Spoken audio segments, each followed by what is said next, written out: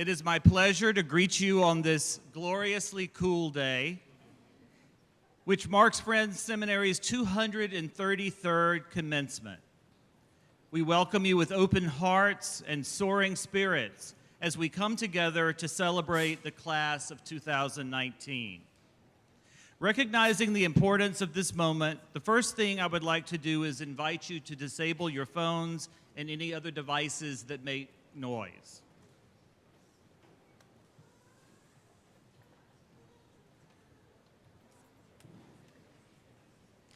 We gather today to celebrate the successful, humane, artistic, athletic, scholarly, playful, and gentle class of 2019.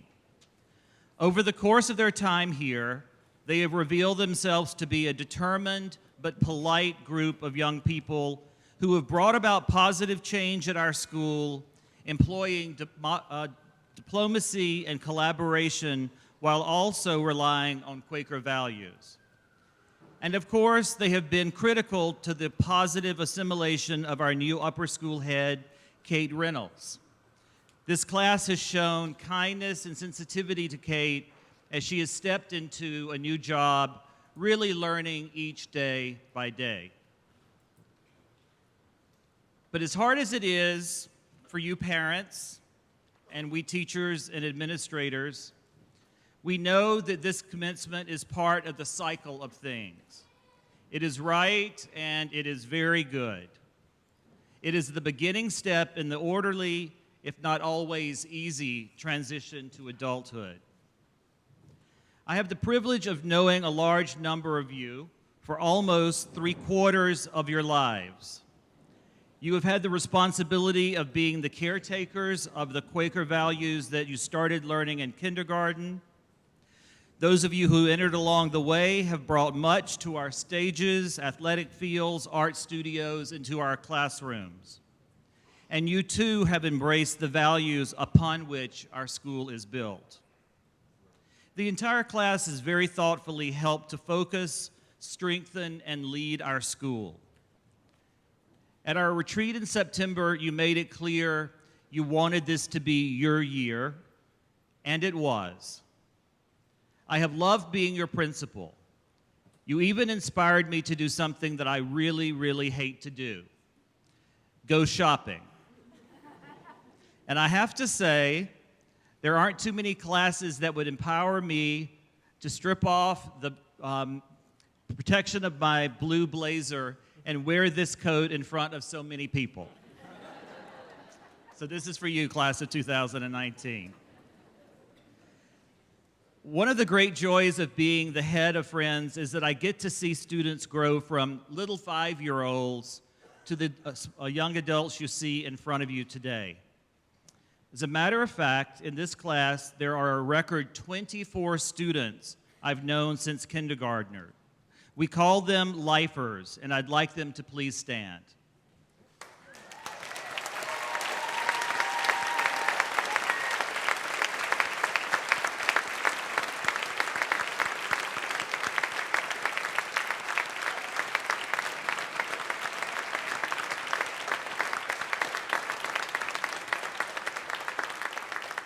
Obviously, the class grew in number as the years went by, and I'd like to introduce each by year of arrival. So it's a pretty stable group between kindergarten, but in fifth grade, one student joined. Would you please stand?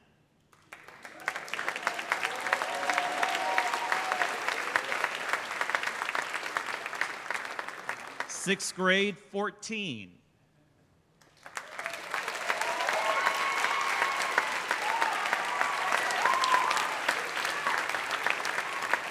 In 7th grade, there were 3.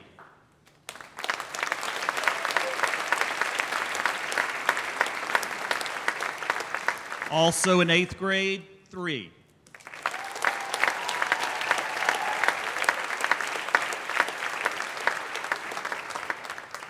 A large swell in 9th grade, 23.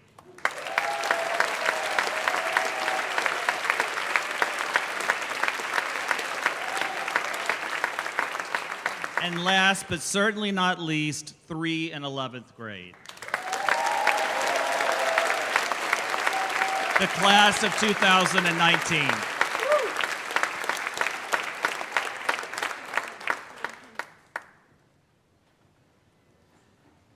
This ceremony marks an important moment in the personal and educational journey of these young friends.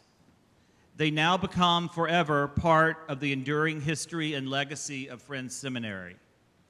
From its founding in 1786, and from your own first day at kindergarten, wherever that may have been, this moment has been greatly anticipated. Both the school and the class of 2019 now move one step further into our own futures, separate but forever intertwined. When I hand you your diploma a little later, you and the school will be officially and eternally bound, something that is both a privilege and a responsibility. We count on you to continue to help your alma mater bring about a world that ought to be.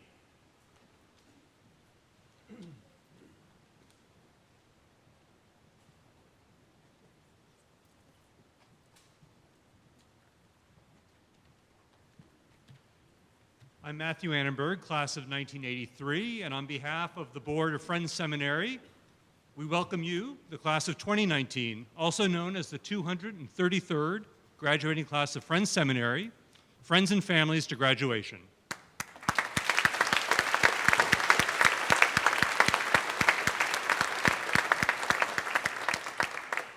It's been another very eventful year at Friends, a time of change and development as we near the completion of our building project. The board has watched with awe as faculty, administration, staff, students, and a crack team of consultants and contractors have danced their way around a school in session and a project under full steam. Reimagining our spaces will keep Friends vibrant and thriving well into the future. We are grateful that our community has shown patience with this work. Some of you may feel that the new spaces being developed will be enjoyed after your time. But the best thing about graduating from Friends is that your time will last for your whole lives. While you may not have had the opportunity to sit in the great room as seniors, we hope you'll spend plenty of time doing so as alums. Whether it's your 5th reunion or your 55th, we trust you will remain deeply involved with the school and that you will always call it your home. Speaking of reunion, one just took place a few weeks ago. Fellow board member and alum Mark Doty and I hosted a discussion titled, "How Quaker is Friends Seminary Today?" There was animated discussion about the similarities and differences in the school when Hunter Hall was being built back in 1964 versus today. Older alums shared some of their memories of classes which had enriched their cultural understanding and tolerance, and we shared, recent alums as well as ourselves on the board, news about the ever-expanding work of the Center for Peace, Equity, and Justice, including direct engagement with lawmakers in Albany. We shared how all the different divisions of the school came together to write queries for our own faith and practice document, and other indicators of a vibrant Quaker life at the school. Friends alums, just like students, don't agree on everything, and in fact, quite often don't agree on much. But one conclusion was indisputable. Quakerism was in the water at Friends in '64, and it's still in the water at Friends today. Don't take my word for it. 2 years ago, we received our 10-year reaccreditation from the New York State Association of Independent Schools, or NYSUS. Darrell Ford, who is the head of Penn Charter School in Philly, and himself a graduation of Quaker education, led the review panel. Here's a brief excerpt from his report. The visiting committee experienced friendly, thoughtful, respectful, intelligent, engaged, collaborative young people in all divisions. Students affirmed that Quaker values and the school's mission are alive in their service, academics, advisory, sports, theater, arts, clubs, committees, meetings for worship, welcoming of new students, and by extension into the neighborhood. Although few students identified as Quaker, they use Quaker values and practices for decision making, and they are aware of what they have gained through this aspect of the school. The NYSACE's committee's comments about your engagement, intelligence and thoughtfulness, your sense of service and appreciation of Quaker values make us happy and grateful. Our mission speaks of Friends students ready to engage in the world that is and to bring about the world that ought to be. Like I said, Friends students and alums don't always agree with one another, But here's another indisputable conclusion. Right now, there's a lot of bringing about that needs to happen. We're counting on you to go out and help bring about that world. You can count on us to maintain a thriving school with Quakerism that's still in the water. Please keep in touch. The engagement of our alums is key to our life at the school. Whether it's to tell us what you like or tell us what you don't like, we genuinely want to hear from you. There are opportunities to serve on the Alumni Council, as alumni fellows on our board, and of course as board members at some time in the future. From my experience, while it can be exhausting work, it is very exhilarating. So once again, our heartfelt welcome and congratulations to the class of 2019. You are the reason that we are here, and we couldn't be more proud of you. Thank you.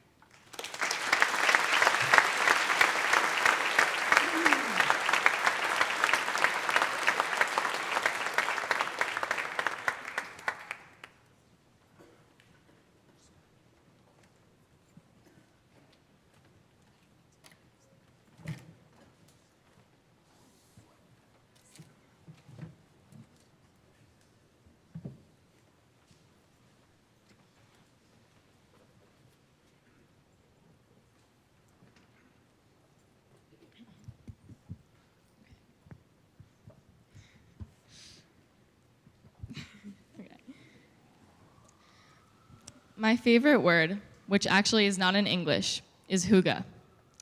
Hygge is a Danish word that doesn't have a direct translation, but I would describe it as sitting by the fire holding a warm mug of tea as it rains outside. Fitting. Being surrounded by a close bunch of friends during a summer night. Coziness, a state of zen.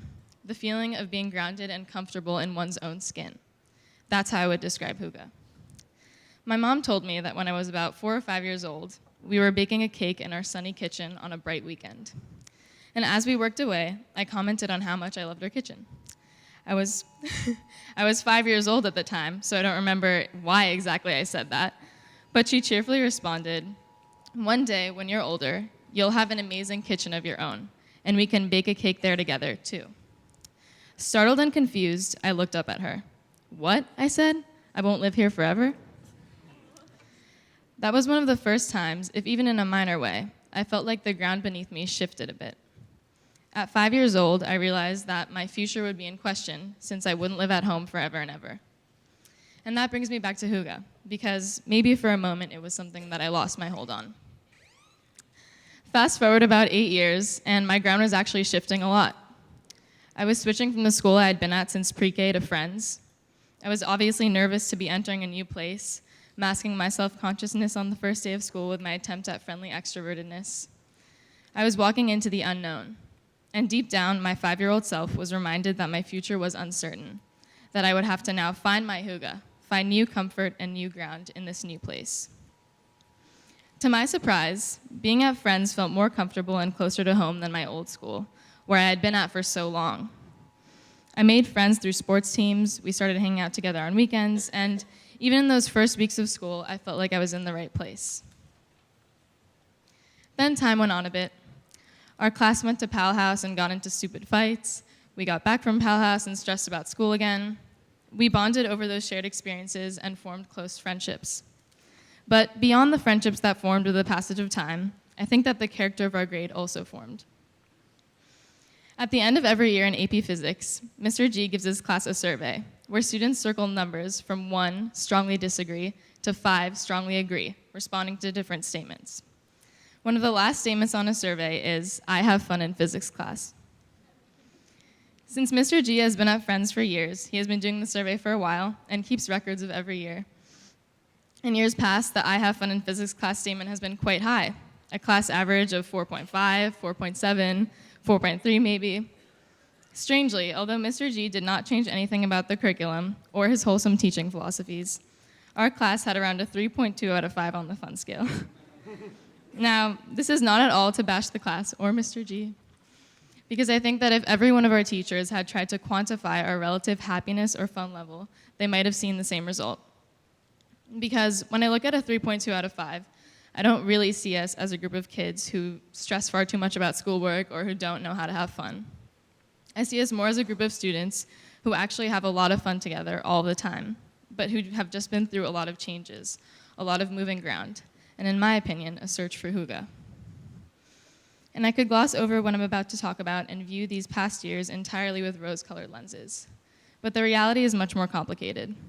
If there's anything I learned in English these past 4 years, besides context, quotation, observation, and analytic assertion, it's that no real point is totally straightforward.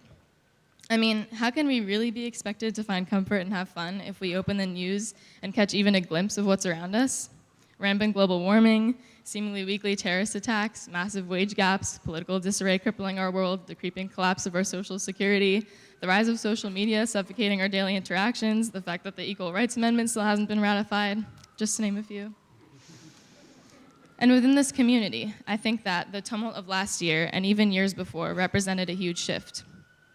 Although some of the school's internal issues might pale in comparison to the wider problems that plague our generation, being within these classic walls and ancient halls adds a certain degree of intensity to those issues.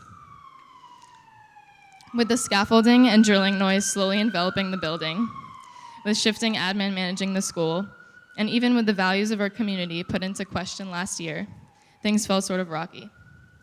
And I can't imagine how I would have felt as a student here since kindergarten, as many of our class is, seeing the community that raised you tumble so much. But I think that it was perhaps through the tumbling and shifting ground that I and all of us were forced to become more aware of what grounds us.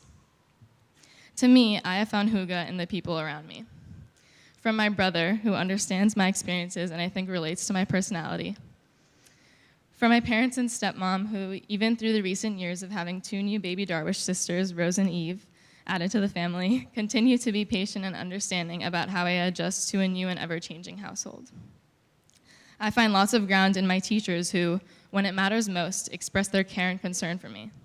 And perhaps most importantly, and most cliche, I have felt grounded by my incredible friends and classmates who, when I need it most, remind me that it's usually important to take a break and focus on the things you love.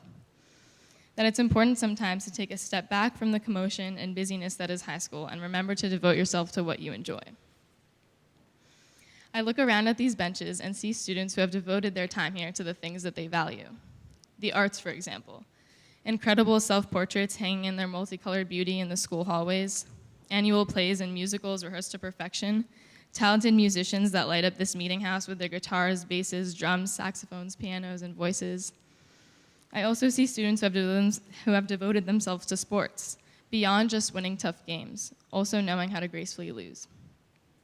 And also students who have devoted themselves to strengthening the school through leadership in committees, daily announcements about how to save our planet, like not putting tinfoil in the compost bins, students that spend weekends off in debate and model UN tournaments. Those are all huge commitments that speak to the incredible character of our class. Now that we are all leaving each other so soon, I can't help but think of that moment in my kitchen 13 years ago, when I was told that I would be leaving home one day and how I lost my sense of comfort. Perhaps I was so comfortable in my kitchen that day because it was warm and the sun was beaming through the window. But those are the external parts of hygge. I'm sure it was a time of messiness, of trial and error, of spilling flour and of learning to clean it up, and of ultimately coming out with a sweet baked creation.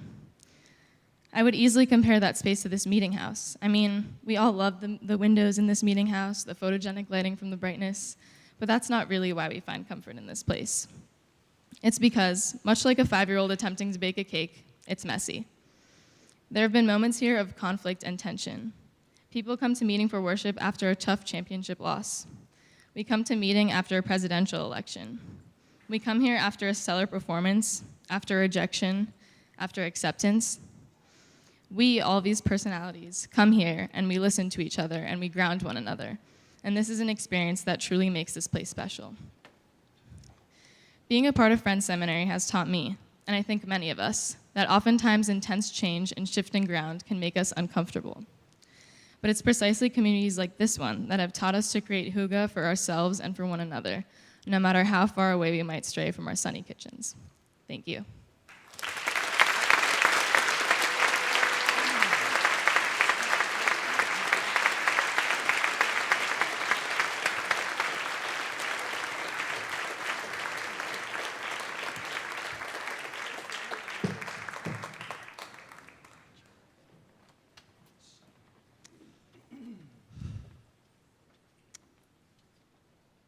There is a story in Greek mythology, and don't tell me you weren't expecting this.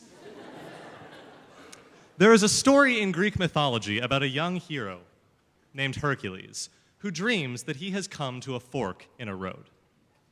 Standing at this juncture is a god who says to him, "What's up, Herc? Because you are such a promising young demigod, I, a god, have taken the time out of my busy schedule to offer you a choice between the two paths behind me. Now, Hercules, the path on the left is pretty sweet. You head down that path, and I will guarantee you the safest, easiest, most enjoyable life imaginable. You will be totally happy. You'll live to a ripe old age, and you'll never suffer again as long as you live. On the other hand, this path on the right will lead you to nothing but trials and suffering. Choose this road and you'll lose everything you love. You'll face impossible foes and you'll die tragically, but you'll be remembered as a hero who will inspire generations to come." So Hercules thinks about his choice, then squares his shoulders and marches off into the trials and suffering. The story that follows is truly incredible. The teenage hero grows up and astonishes the world by doing battle with the most ferocious of enemies, whether he's outwitting a god, slaying a monster, or even diverting the course of 2 rivers to clean up 30 years' buildup of cow manure. By the time of his death, Hercules will forever be known for accomplishing the impossible. And yet this most heroic of heroes would never have been a hero at all if he hadn't chosen the more difficult path. So, I don't know about everybody else up here. I certainly didn't make any kind of divine choice before our freshman year. And yet, I think the process of becoming an adult over the last 4 years has led many of us to join Hercules in staring impossibility in the face. For one thing, I think many of our freshman selves imagined the political world as a place where adults had their problems, but where they at least interacted within some sphere of civility and normalcy. However, by our sophomore year and the conclusion of the 2016 election cycle, it seemed impossible that our government could ever escape from the divisive and hateful rhetoric that had threatened the very institution of democracy. But to some small extent, that was a problem we could ignore. After all, we knew that Friends Seminary would remain an island of stability no matter how troubled the rest of the world became. What we didn't realize as sophomores is that no community is immune to change. Leaders retire. Administrators move to new cities. Sometimes vital members of a community unexpectedly encounter grave personal issues, and sometimes all 3 happen at once. Consequently, after a sophomore year filled with tumultuous global events, we began our junior year surrounded by adults who were just as strong and kind and supportive as before, but who were almost entirely unfamiliar. And meanwhile, these adults found themselves thrown headfirst into a community rocked by scandal, conflict, and confusion. It seemed impossible that Friends would ever again represent the refuge from turmoil it once was. And then, on top of the real and serious problems facing the world and our school, we found ourselves faced with our own piles of cow manure in the form of college applications and standardized testing. Once we understood that our entire future lay behind an impenetrable wall of stressful yet meaningless tasks, it seemed impossible not only to solve the larger issues we faced, but even to find time to worry about them. It was at this moment that I think many of us began to wonder, is this what growing up feels like? If I learned anything from the chaos of our junior year, it was that giving up on things is frighteningly easy. It's easy because after the world has disappointed you once, rebuilding your belief in yourself and in your community seems like yet another impossible task. It's so much easier to just stop caring and to let cynicism take the wheel. What changed my mind was a basketball team. It is the morning of December 28th, 2018. As the manager of the boys' varsity basketball team, I am keeping score for the Cactus Jam tournament in Phoenix, Arizona, and we are about to face the most terrifying opponent imaginable, a public high school from rural Ohio, with a talent pool of over 1,300 students and a committed D1 athlete as team captain. I was scared, After all, I was rooting for a young team from a small Quaker high school in New York City, and we were competing in a tournament that no team in Friends history had ever won. Even before the first whistle, I was convinced that we couldn't possibly walk away with a victory. The world just didn't work that way. What I saw instead on that chilly morning was nothing short of incredible. You see, I hadn't counted on the fact that our opponents from Brecksville, Ohio, believed they could get away with choosing the easy path. As they saw it, they wouldn't even have to try to beat a bunch of Quakers from Lower Manhattan. They were completely thrown when they stepped onto the court and saw the entire Friends bench on their feet and screaming their heads off out of pride for their team. By the end of the fourth quarter, the whole team was hoarse and red-faced, but no one cared because their belief in their fellow Owls was so strong. And because we had just secured a 4-point victory and won the Cactus Jam Championship for the first time in school history.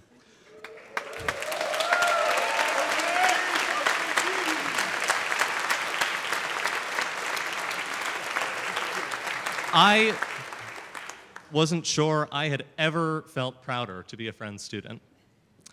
The fact is that this wasn't the most talented team in the history of high school basketball. It wasn't the biggest, with the exception of our center. What made this group of guys special was their belief in each other. It was precisely this belief that taught the least athletic guy in the school a profound lesson about what people could accomplish together. Of course, I don't expect everyone in this room to be as moved as I am by a bunch of basketball players, but soon after the season ended, I realized that the lesson I learned from them is one I could have learned at any point in high school from any of the most remarkable group of people I have ever known, the class of 2019. You see, among the 71 graduating seniors before you sits one soon-to-be Eagle Scout. 45 varsity athletes who together led 5 different teams to compete in state championships. 21 musicians and ensembles here at Friends, including 13 singers and the best high school choral program any of us has ever seen. Actors, choreographers, journalists, visual artists, and creative writers. Designers who have launched products in the clothing market or on the App Store. Young women and non-binary individuals who have defied society's expectations in order to pursue their dreams in math, science, and technology. Students who have conquered crippling physical and mental health issues to graduate hand in hand with their fellow seniors. And even if we don't all see ourselves reflected in these more traditional measures of success, every one of us deserves to be proud of surviving 4 years of English essays, travel narratives, calculus tests, and never knowing what's in the box. And every one of you will leave Friends having changed me, and I hope the entire community, for the better. Simply put, I refuse to believe that we have accomplished all these amazing things just by being talented. At one point or another, every single one of us has had to believe in something to make that something come to fruition. And that's not an easy choice to make. After all, every time we choose to believe in a person or a team or a community, we risk bitter disappointment when things inevitably don't go the way we hope they will. But while cynicism numbs the pain of that disappointment, it doesn't make us any smarter or more mature. It just renders us incapable of accomplishing all the amazing things that every one of us has to be proud of. So, class of 2019, here is my challenge to us. As Americans and as Friends students, we have already seen events that have shaken our local and national communities, and I have no doubt we will see more. But we have also borne witness to the incredible things Friends students can accomplish just by cheering relentlessly for one another, even when faced with an impossible task. So what if, instead of responding to life's turmoil by walling ourselves up with cynicism, we challenged ourselves to keep the faith our freshman selves had in the world? Maybe growing up doesn't mean rejecting our childhood innocence, but learning to keep believing in the impossible even when life doesn't go as planned. You see, maybe the world isn't better than we think it is. But just like Hercules, by choosing the harder path, by making the incredibly difficult decision to believe in ourselves and in each other, every one of us can be heroic enough to make the world just a little bit better, one basketball game at a time. Thank you.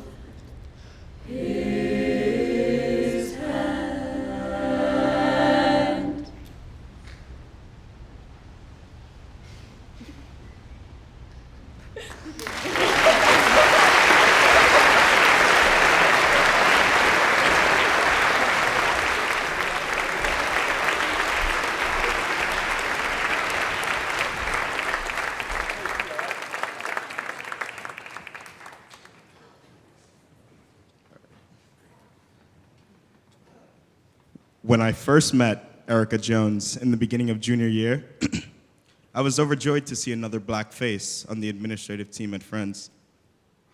Being one of the faculty advisors for Agenda, at first I only really interacted with Erica when socials or assemblies had to be organized. It wasn't until the fall semester of my senior year when I had the opportunity to enroll in History of the Black Atlantic, which was taught by Erica, that I was really able to get to know her.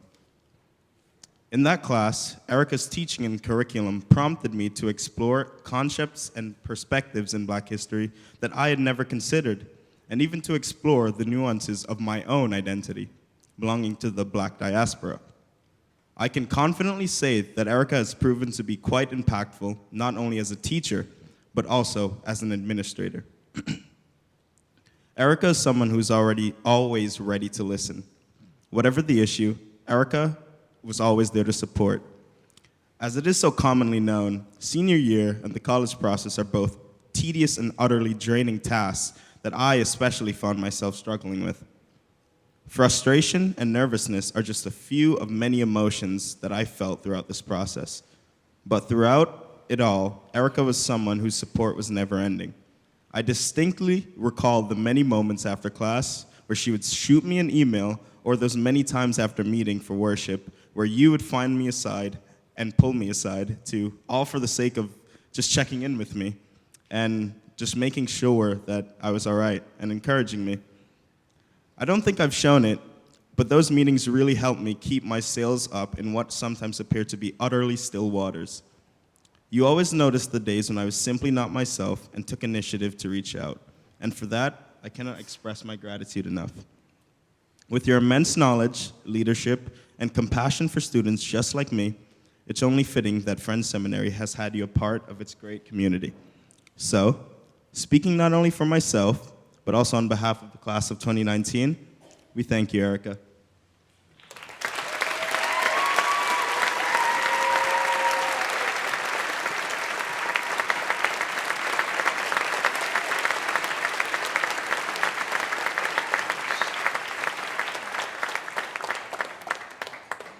Thank you, Matthew. All right. Good evening, everyone. I want to begin by thanking the class of 2019. This is the greatest honor to be selected and affirmed by you to speak at your commencement, especially after just 2 years together. This class holds a very special place in my heart since you're the only class that I have formally taught in my time at Friends, having had 16 of you in US history last year and another 17 of you in History of the Black Atlantic and Feminism and Gender Ethics this year. And what an incredible 2 years it has been. I feel like I've had a lot of adventures with you all. Attending the Student Diversity Leadership Conference in Anaheim, California, sleeping on a classroom floor at the Quaker Youth Leadership Conference in Durham, North Carolina. Well, y'all slept on the floor. I slept on a double-stacked queen-size air mattress. But that's because I stay ready. Y'all could have done that too, I'm just saying. One of the highlights of my career at Friends was spending time with many of you in the Deep South as we visited the 16th Street Baptist Church in Birmingham, the Legacy Museum and Lynching Memorial in Montgomery, and walked across the famous Edmund Pettus Bridge, a national monument for the struggle for voting rights in this country. And as many of you know, in an attempt to aid one of my students, I was firmly scolded in front of our entire group by none other than Joanne Bland, who was a civil rights activist and former freedom rider. I will never forget that moment. Teaching you, working with you, and laughing with you has brought me so much joy in my time here at Friends.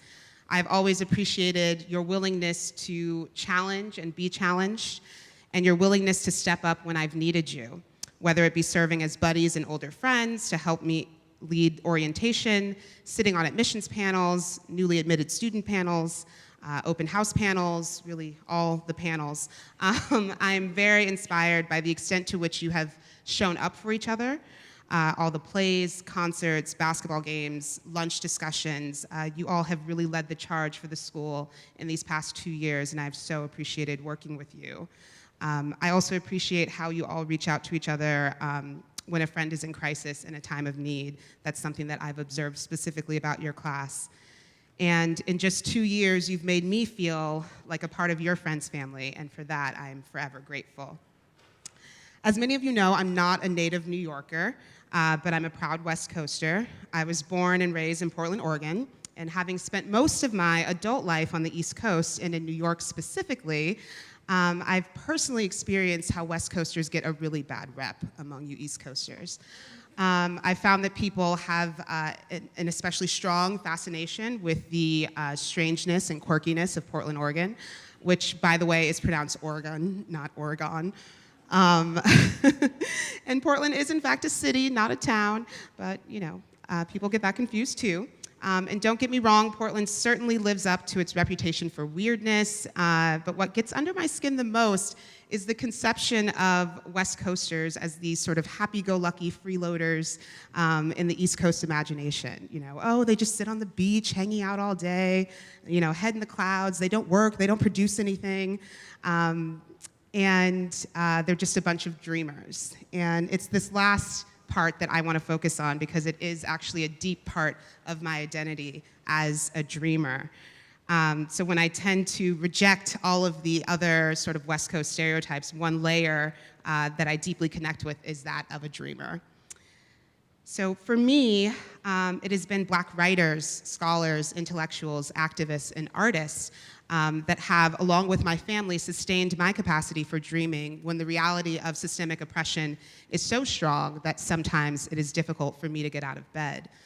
In fact, I'm standing before you because of someone else's dream for me.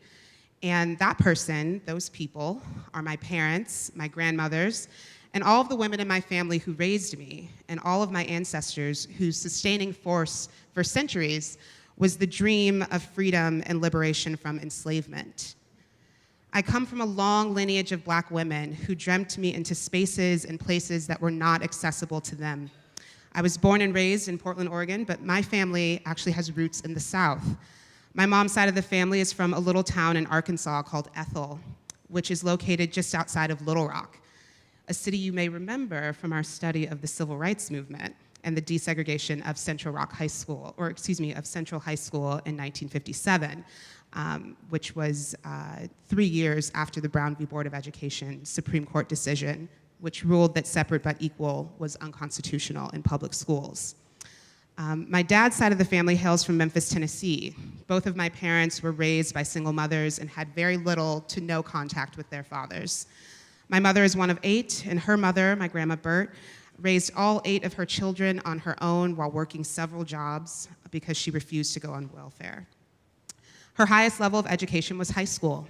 My paternal grandmother, Savannah, worked tirelessly on her own to raise 2 Black boys, and her highest level of education was 8th grade. I want to make it clear that my grandmothers did not drop out of school. They were not lazy or incompetent or lacked the intellectual capacity to continue their education. My grandmothers are 2 of the strongest, most intelligent women I know who sacrificed their dreams so that their children and their children's children could achieve their dreams. My grandmother sacrificed their sense of home and rootedness in the South to move their entire families to the Pacific Northwest for the dream of better job opportunities and an effort to flee rampant racial terror in the American South. I was raised collectively by 2 single parents who taught me to dream with my eyes open and to never take any of their sacrifices for granted. And there were plenty. I begged my parents to let me attend an all-girls Catholic school, which I knew was a financial burden, and they did it anyway. In fact, I went to school where families on financial aid were required to perform a certain number of service hours for the school. I remember my mom working 2 jobs and then coming to my school to sell tickets to the evening basketball games in order to fulfill our family's service requirement. My parents would go on to support me through my undergraduate years at Dartmouth College and my graduate studies at Columbia. I was the first in my family to graduate from college, and I was also the first in my family to receive a graduate degree. So I stand before you on the shoulders of my parents' dreams, my grandmother's dreams, and my ancestors' dreams. Throughout my life, I've had to imagine myself in places where people who looked like me did not exist, where I had never seen people like me in those places before. Growing up, I don't think I knew a single Black woman who had graduated from college, and yet I knew without a shadow of a doubt that I would graduate from college. I went to an independent school that affirmed me as a scholar, a leader, an intellectual, a feminist, and as a young woman, but my school never affirmed me as a Black girl. I went to a school where there was not a single Black teacher, and I went my entire high school career with just one teacher of color who left my school after my sophomore year. I went to a school where I only remember seeing my history through the lens of slavery and abuse. There were no affirming stories or images of girls that looked like me, and I internalized that erasure. I chemically straightened my hair.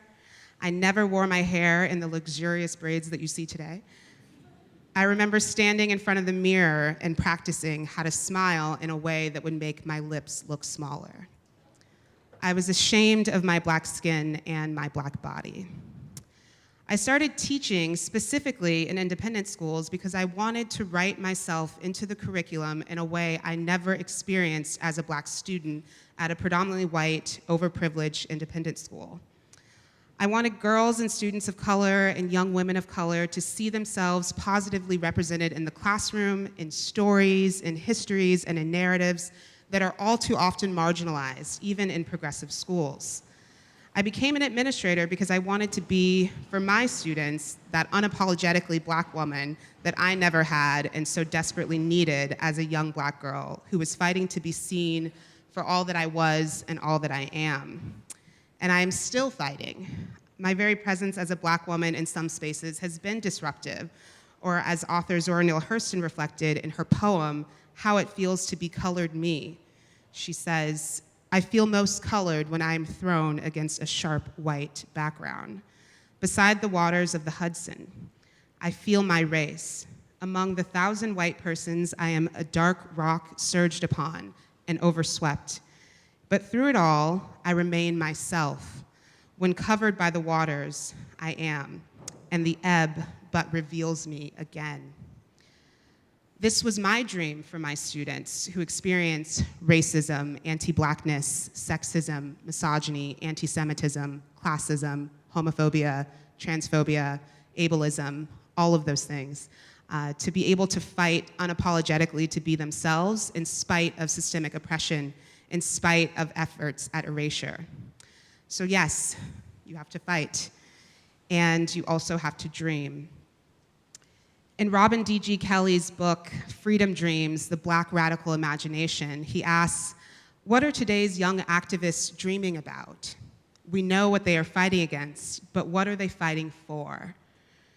At the beginning of the year, on the very first day of school, in this very meeting house on Wednesday, September 5th, at about 9:30 a.m., or 9:35 for those of us that were running a little late, while standing at this very podium, I asked you all to listen closely as I read this same passage from Dr. Brittany Cooper's Eloquent Rage, a Black feminist discovers her superpower.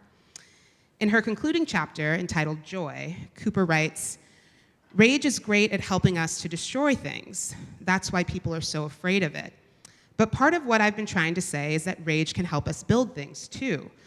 The clarity that comes from rage should also tell us what kind of world we want to see, not just what kinds of things we want to get rid of. I'm not interested in a feminist project that only works to tear down things. Black women know that justice is rarely found in the rubble. If your rage can do anything for you, I hope it can do for you what it has done for me. Help us build the world we want to see. I hope that sounds familiar to you all. Joy arises from an internal clarity about our purpose, she continues. Maintaining the capacity for joy is critical to the struggle for justice. We can't let the messed up state of the world steal our joy, which Andrew and Daphne so poignantly commented on as well. So how do we do this? How do we build the world we want to see? Some of my favorite writers and revolutionaries talk about the radical, transformative, liberatory power of love. Bell Hooks, a Black feminist scholar, activist, and author, proclaimed, "Love is where our hope of ending domination is," and I firmly believe that. James Baldwin professed, "If I love you, I have to make you conscious of the things you can't see." In building a more just and equitable world, we have to constantly ask ourselves, what are we missing? Whose perspectives and identities are we centering? What issues, opinions, and identities are moving at the margins?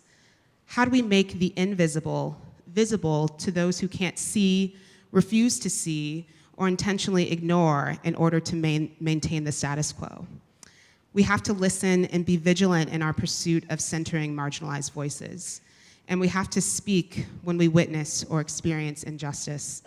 As Audre Lorde said, your silence will not protect you. We also have to ask, to what extent is our speaking complicit in silencing someone else's voice? I had the pleasure of hearing Dr. Brittany Cooper at a conference just a couple of weeks ago, and she talked about how we need to disrupt the language of allyship and move toward one of co-conspirator. She said, if we are co-conspirators, we are both risking something. I have since then begun to ask myself, as I think about negotiating my own journey as an ally, what am I willing to risk to show up for my queer brothers and sisters? What privileges am I willing to give up in the pursuit of equity? What does it mean to simply critique a system like heteronormativity, which I benefit from as a cisgendered person, without a willingness to give something up? What am I willing to risk for others? I also want to remind you of the virtue of humility, because you will mess up. You will make some mistakes. You will fail, maybe even more than once. People are going to tell you no, call you a troublemaker, tell you to stay in your place, stay in your lane, and you will keep going. And in fact, you must keep going. You have to be resilient, you have to be fierce, and you must always be ready to fight for visibility in places that seek to invisibilize and systems that seek to invisibilize your truth, your labor, and your experience. I want to remind you to be kind to yourselves and others, forgive yourselves for the mistakes you've made, and have compassion for other folks that have also made mistakes. Be very skeptical of the performative nature of wokeness, which comes in many forms. Be wary of friends who protest in the streets and post selfies on social media, but remain silent when you experience microaggressions. Be wary of the ways in which folks have weaponized perceived wokeness to demean others. This gets us nowhere. Be self-critical. As Audre Lorde said, the true focus of revolutionary change is never merely the oppressive situations which we seek to escape, but that piece of the oppressor which is planted in each of us. Class of 2019, someone, somewhere sacrificed something for you to be here today. You are fulfilling someone's dream for you. So you have an obligation to make good on the gifts you've been given. How are you going to use your friend's education, your imagination, your knowledge, your privilege, your talent, your integrity, your humility in the pursuit of building a more just and equitable world, a world we have not seen yet? When the world seems like a constant nightmare, I want you to maintain the audacity to dream, because sometimes dreaming and working toward building something better, working toward bringing about a world that ought to be, is your only form of resistance. It may be your only hope when the world seems dark and unforgiving and hard to exist in. When it seems like all the darkness is closing in on you and you can't breathe, you must continue to resist. Bell Hooks asked, how do we live in a world that's not ready for us? We create that world. We build that world. I look forward to seeing all of the beautiful, incredible, complex worlds that you will create and dream into existence. And I won't say congratulations just yet. I'll simply say, get to work, I'm counting on you. But seriously, I hope that you all live in the joy of this moment and all that you've accomplished and all that you will accomplish.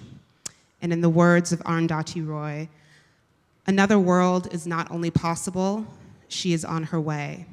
On a quiet day, I can hear her breathing. I love you, I'll miss you, and your dean is always, always rooting for you. I love you. Thank you.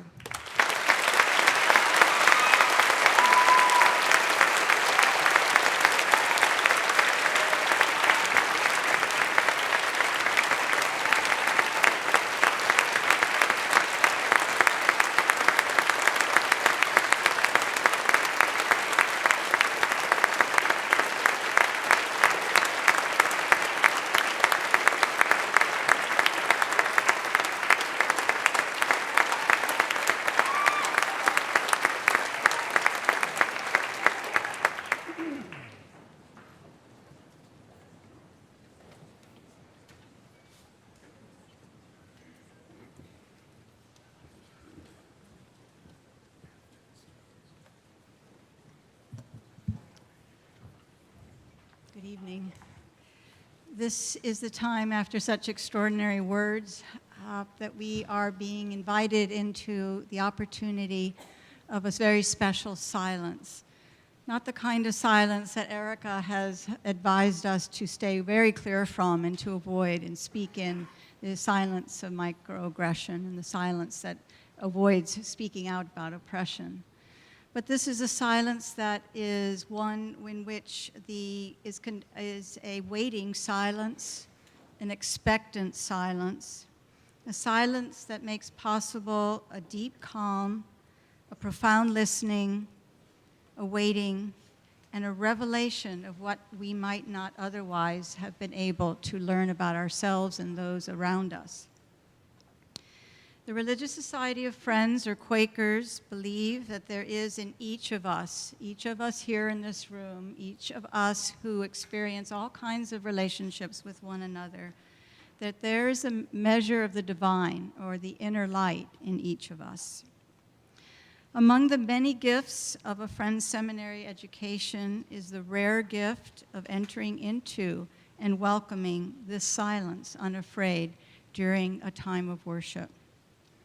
Knowledge, love, and understanding require waiting and listening. And these are among the many skills that our graduates take with them into the world. After we enjoy hearing from Devin and Lily,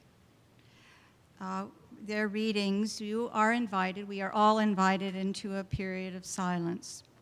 Lest this feel strange to those of you who have not experienced it before, know this, that any one of us is participating, whether we rise to speak with a message that we had not known possible to give at this point, or whether we remain silent. Each of us indeed is here and participating.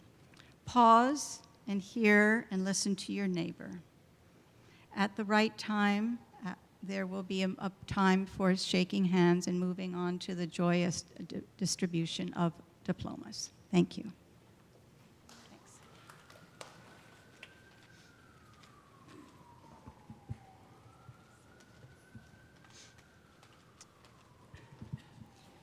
We Rise on Sunbeams and Fall in the Night by Allen Ginsberg. Dawn's orb, orange raw, shining over palisades. Bare, crowded branches, bush up from marshes. New Jersey with my father, riding automobile highway to Newark Airport. Empire State Spire, horned building tops. Manhattan rising, as in W.C. Williams' eyes, between wire trestles. Truck six-wheeled, steady, rolling overpass beside New York. I am here, tiny under sun, rising in vast white sky, staring through skeleton new buildings, with pen in hand, awake.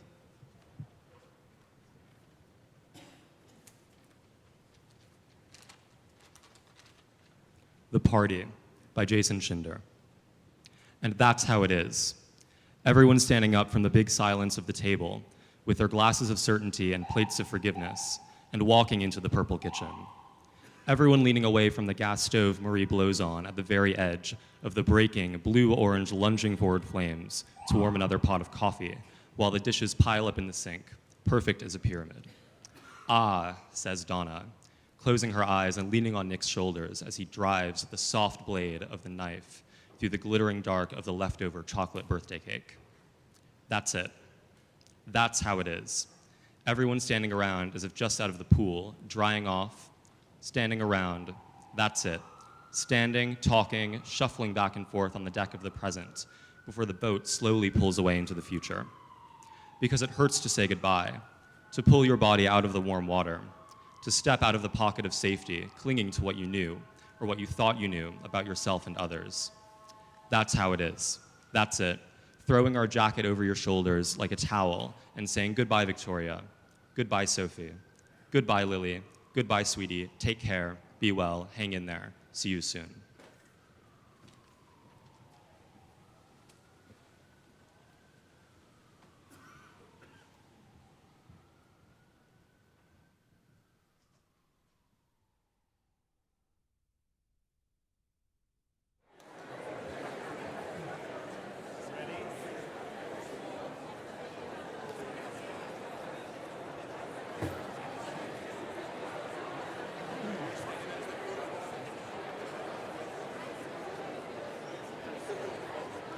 If I could have your attention. It's now time for the awarding of the diplomas. And on behalf of the Board of Trustees of Friends Seminary, a New York State educational corporation, and is approved by the faculty and administration, it is with pleasure and affection and admiration that I present diplomas to members of the class of 2019.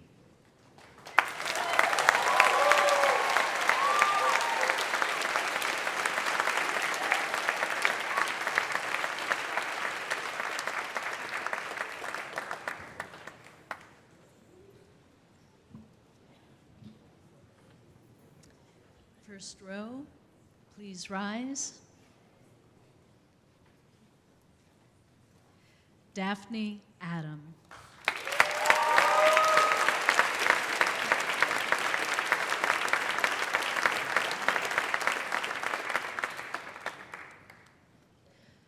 Suleiman Talal Alfasam.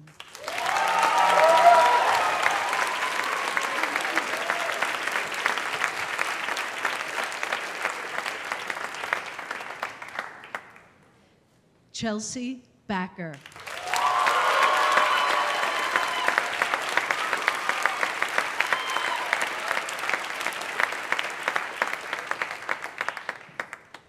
Gus Ball.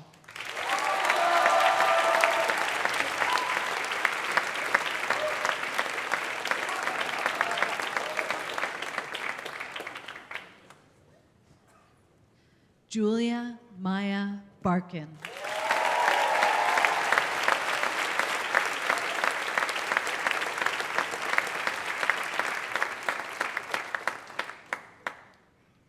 Corinna Burnett.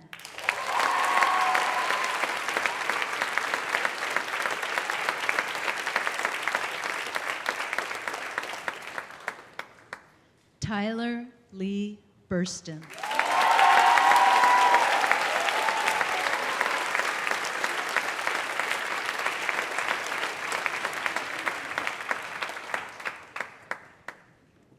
Cameron Kalamanopoulos.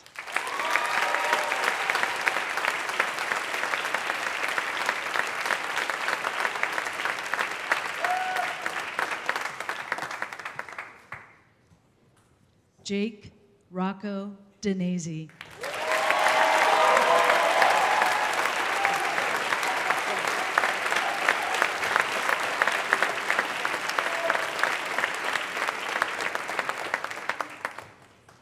Daphne Hannah Darwish.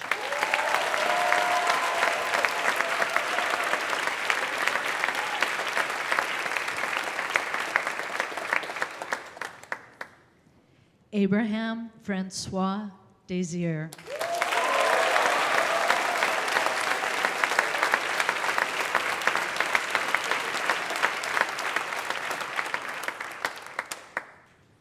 Denise DePasca.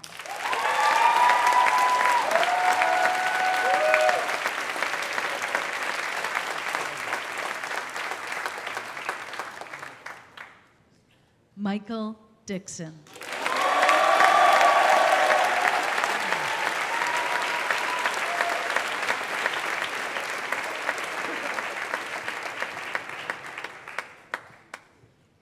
Colin Marshall Donnelly.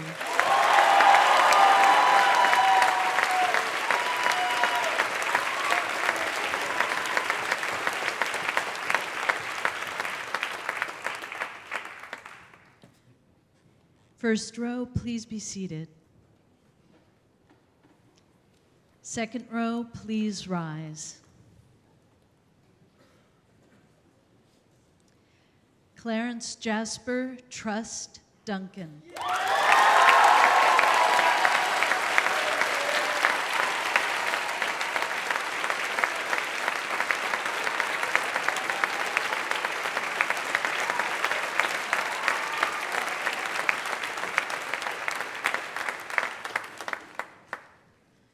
Curtis William Michael Edwards.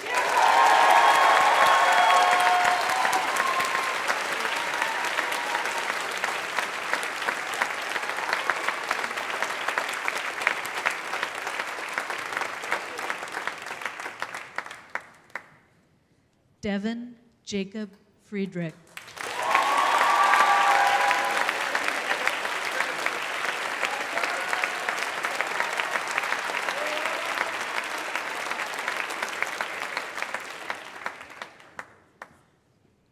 Lucas Gaffney.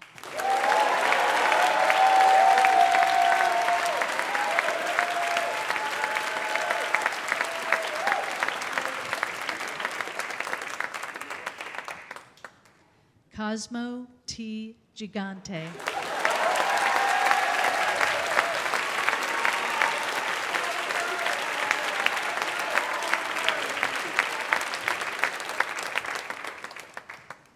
Walter Thurgood Goldberg.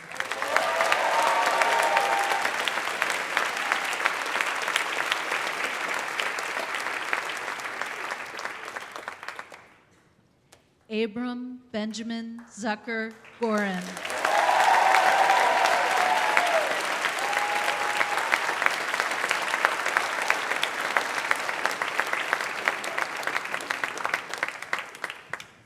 Luca Grossman.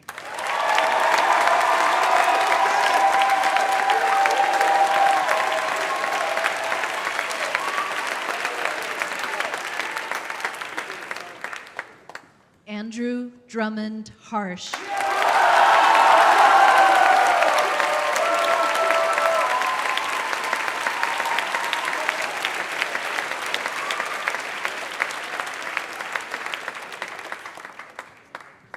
Alania Caridad Hinkson.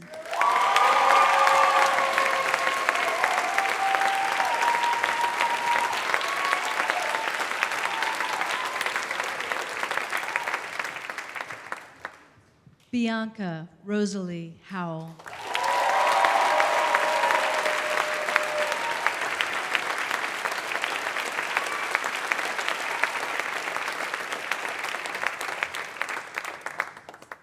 Sintra Alexandra Howell.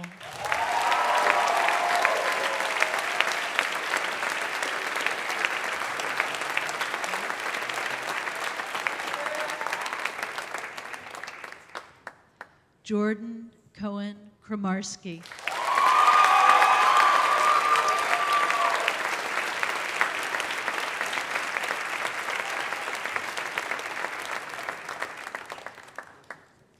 Matthew Noel Anthony Landell.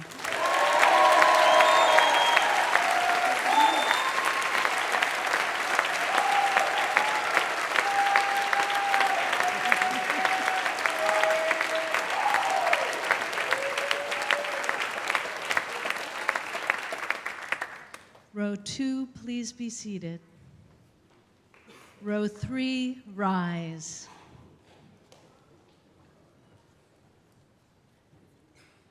Benjamin Reiner Lanzi.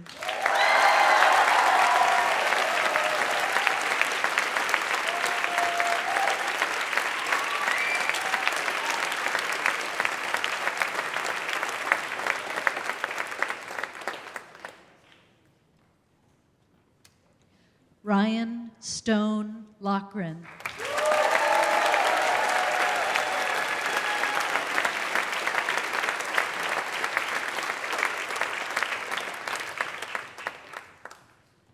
Ilana Paige Lehrman.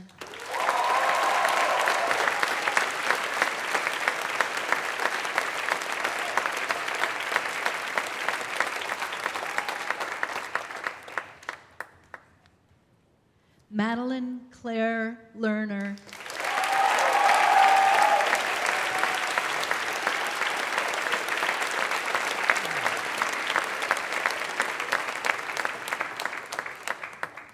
Henry Curtis Lieber.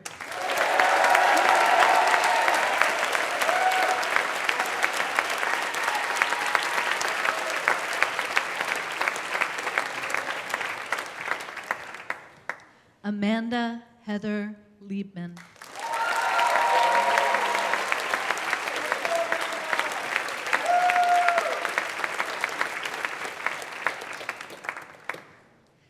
Jiating Liu.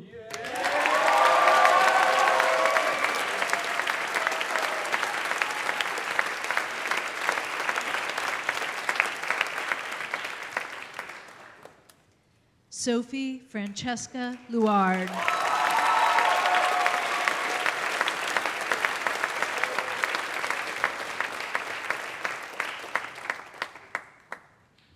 Sarah Alexandra Lyon.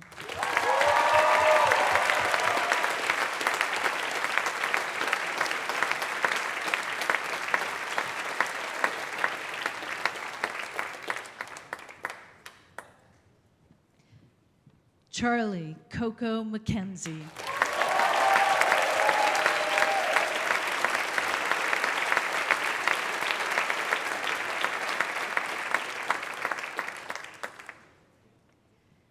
Cleo Katzoff Morrison.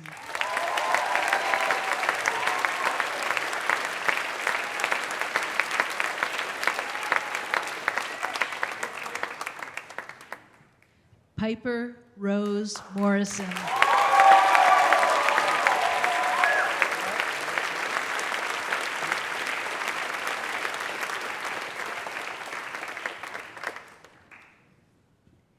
Aiden Henry Moses.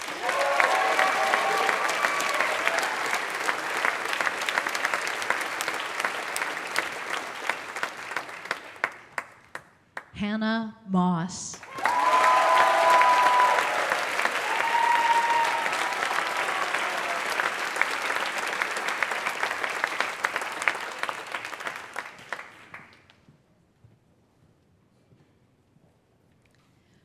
Row 3, please be seated. Row 4, rise.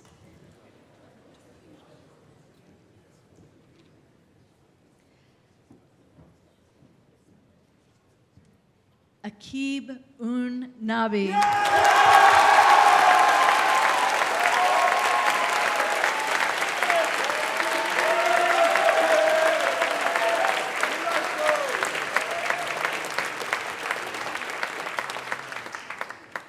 Hugh Francis O'Donnell.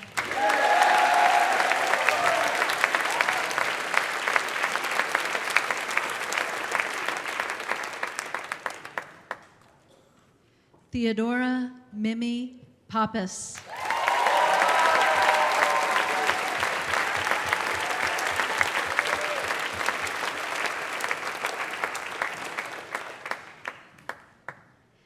Savannah Rose Perez.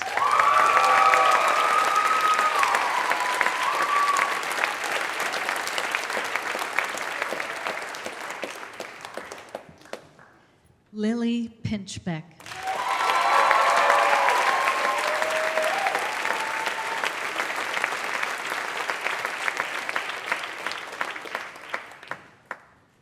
Maggie Catherine Puck Lacomi.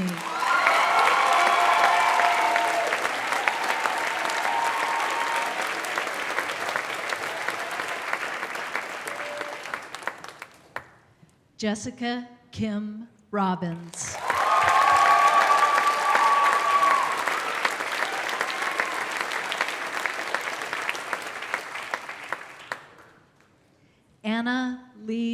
Rosenfeld.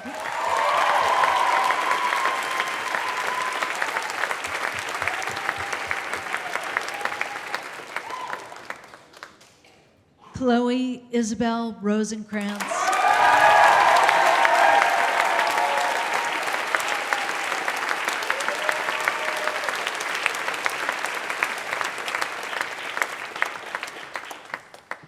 Felix Schoendorf.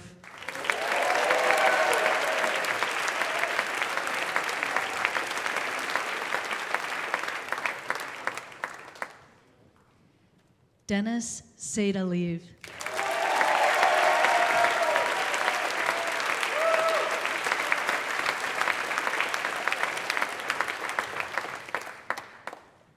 Jordan Reginald Philip Shepard Smalls.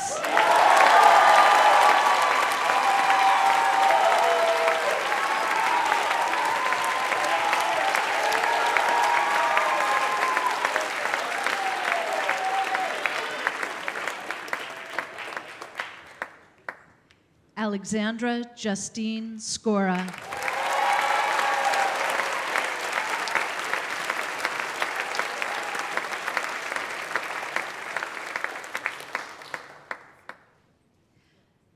Amelia Balialeve Smith.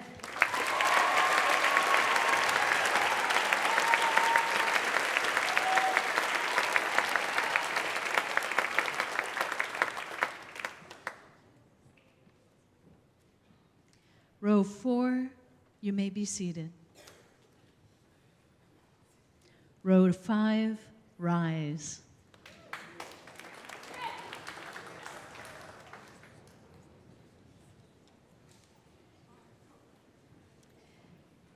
Erin Edith Sprigman.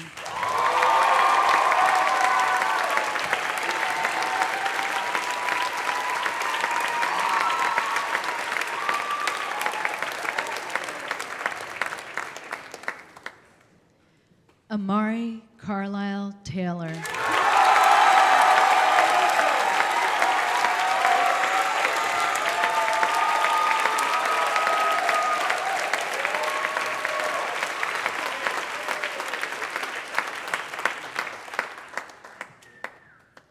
Ginger Anavera Taylor.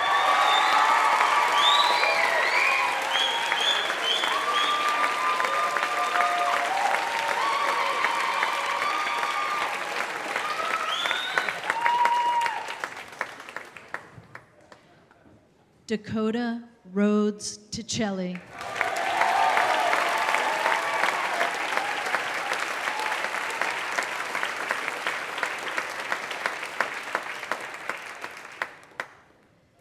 Daniel Omri Vebman.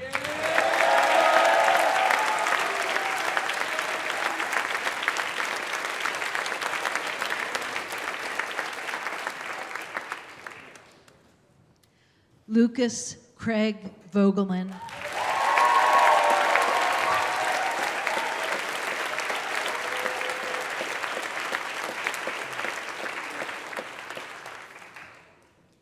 Jackson Humphrey Wakefield.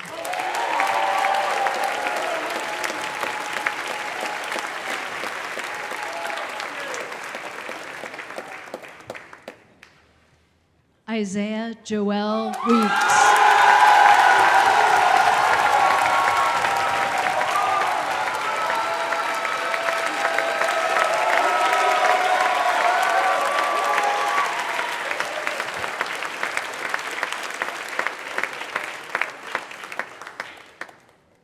Nathaniel Weisberg.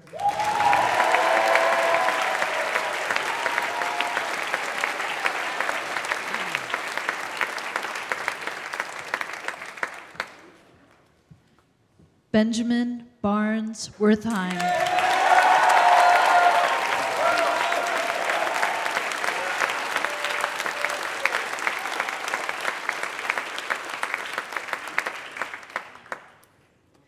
Frances Page White.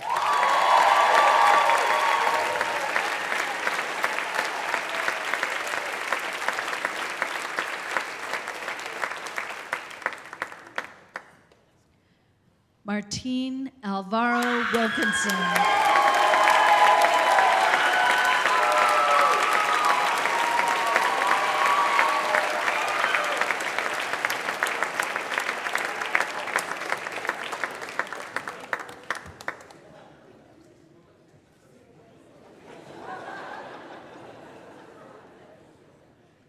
Xiaoqing Xia.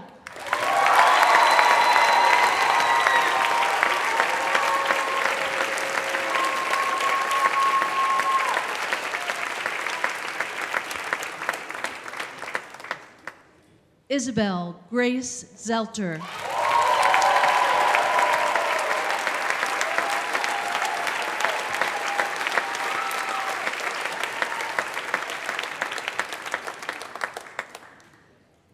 And Mariana Zeev Cohen.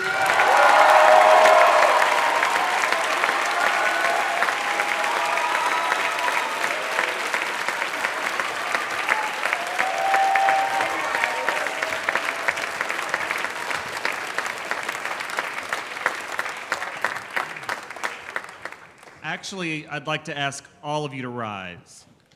Ladies and gentlemen, the class of 2019.